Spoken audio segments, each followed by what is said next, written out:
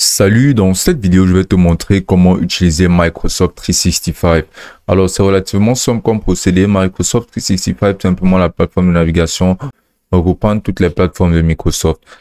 Et pour y avoir accès, tu pourras directement y avoir accès dans ton PC sans avoir besoin de télécharger quoi que ce soit. Donc, pour ce faire, tu vas simplement venir entrer dans la barre de recherche Microsoft 365.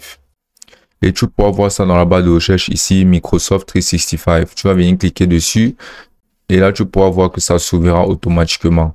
Ici, tu vas venir créer un compte gratuit. Et dans le cas où tu as déjà un compte Microsoft, tu vas venir cliquer là sur Connectez-vous. Maintenant, tu vas sélectionner ton compte. Et là, tu vas venir cliquer sur Continuer. Automatiquement, tu auras accès à Microsoft 365 comme navigateur. Là, tu pourras voir quelques de ces fonctionnalités. Tu pourras venir là sur Suivant. Tu pourras venir là sur Suivant. Et là, tu pourras venir là cliquer sur cette flèche. Et là, tu pourras percevoir Microsoft 365 dans son ensemble. Ici, tu pourras voir que tu as accès à Word, PowerPoint, Outlook, absolument toutes les plateformes de Microsoft 365. Donc, on pourra venir tout d'abord cliquer là sur Document pour avoir accès directement à Word. Donc là, on va venir sur cette section de créer un nouvel élément. Cliquer là sur Document. Et ceci ouvrira automatiquement Word où on pourra directement effectuer nos personnalisations. On pourra insérer directement notre texte.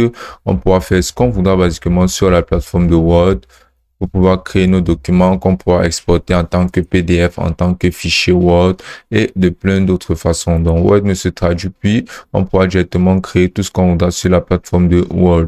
Ensuite, on pourra avoir accès à PowerPoint. On pourra venir cliquer là sur présentation. On pourra directement se lancer dans la création de nos présentations PowerPoint. Donc là, voici PowerPoint qui nous sera présenté. On pourra directement y ajouter nos premières diapositives. On pourra se lancer dans l'insertion et la création de nos présentations.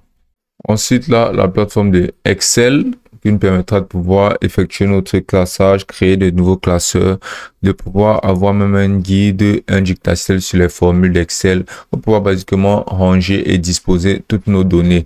Excel, c'est une plateforme extrêmement utile qui ne se nomme plus, relativement compliquée à utiliser et avec une bonne maîtrise. Je pense pour moi que c'est la meilleure plateforme de Microsoft. Ensuite, on aura aussi le questionnaire qui sera tout simplement Microsoft Form qui nous permettra de pouvoir créer des questionnaires de manière complètement gratuite. Donc, on pourra créer des formulaires d'inscription, on pourra créer des formulaires d'inscription, on pourra créer basiquement n'importe quoi qui fera faire en sorte de pouvoir mener des surveys. Ici, là, on pourra voir la questionnaire sans titre, on pourra venir entrer là quelque chose tel que formulaire d'inscription. Maintenant, on pourra venir ajouter une photo là-dedans. Et pour ajouter la photo, on pourra directement faire une recherche sur Bing. Donc, on pourra venir mettre par exemple entreprise ici. Là, on va appuyer sur entrée. Et là, on aura plusieurs photos d'entreprises qui nous seront présentées qu'on pourra directement insérer. Donc, on pourra par exemple mettre cette photo-ci. On va venir cliquer sur ajouter. Et la photo sera insérée sur notre formulaire d'inscription, un peu comme une bannière. On pourra décrire ce formulaire cela en donnant par exemple les directives sur son utilisation. Et là, on pourra venir cliquer là sur créer votre première question. Là, tu verras choix, texte, évaluation, date, classement, net promoteur et section. Là, on pourra venir par exemple sur choix.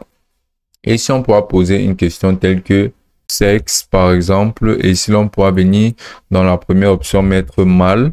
Et dans la deuxième option, mettre femelle. Car il n'y a que deux sexes possibles. Là, on pourra ajouter une autre option, mais il n'y en a aucune basiquement.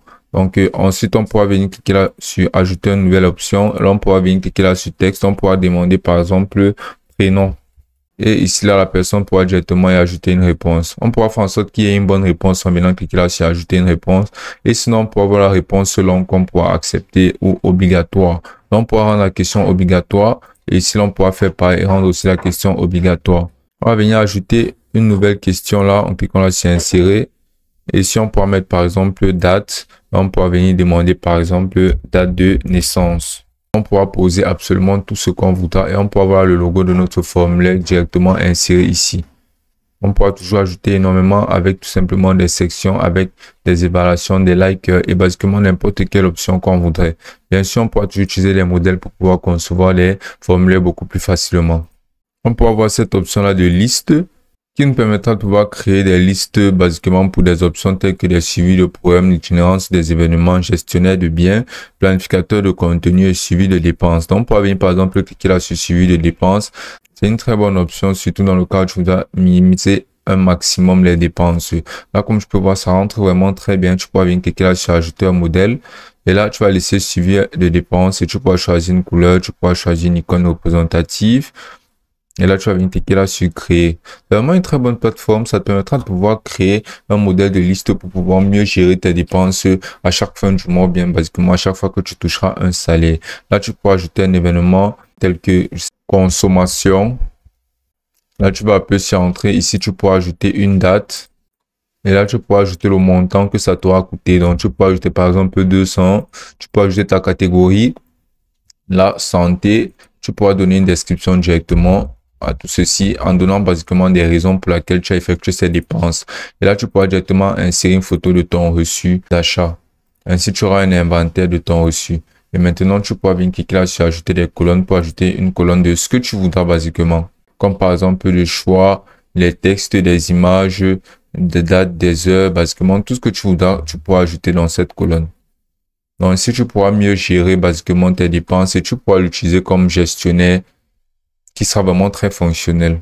Microsoft 360 dispose aussi d'un éditeur vidéo qui te sera vraiment très utile. Par exemple, tu pourras utiliser Clipchamp qui sera basiquement sa plateforme d'édition vidéo qui te permettra de pouvoir éditer des vidéos et les personnaliser d'une très bonne façon de manière relativement simple. Et là, sur Clipchamp, tu pourras modifier, créer et éditer tes vidéos comme bon te semblera. Ce sera gratuit, ce sera vraiment très attrayant, ça aura des effets, ça aura des filtres. Il y aura basiquement énormément d'options dignes d'un très bon éditeur vidéo. Ensuite, tu peux aussi apercevoir la section de page et là, tu pourras toujours apercevoir plus d'autres plateformes de création de contenu ou d'éléments qui sont disposés par la plateforme de Microsoft 365. Ici, tu pourras voir la section de ton contenu où tu verras tout ce que tu auras eu à créer sur toutes les plateformes de Microsoft dans ton PC. Et tu auras 5 Go d'espace de cloud qui seront disponibles et disposés sur la plateforme de Microsoft 360. Là, sur les applications, tu verras toutes tes applications disponibles telles que OneNote, Sway, Skype, Contrôle parental, Binge, MSN, basiquement tout ce que tu voudras. Et bien sûr, tu auras les classiques Outlook, Microsoft, Excel et tous les autres géants de Microsoft. Bien sûr, pourras partager des fichiers directement à travers Microsoft 360 vers d'autres PC. Tu pourras avoir une prise en main OneDrive et tu pourras collaborer en temps réel avec les options telles que Stripe et autres. Vraiment, c'est une très bonne plateforme très fonctionnelle que tu pourras utiliser dans tous tes cas de figure. Ce sera vraiment très simple à utiliser et ce sera vraiment très reliable car c'est tout simplement les plateformes de Microsoft et ce sera aussi simple que ça.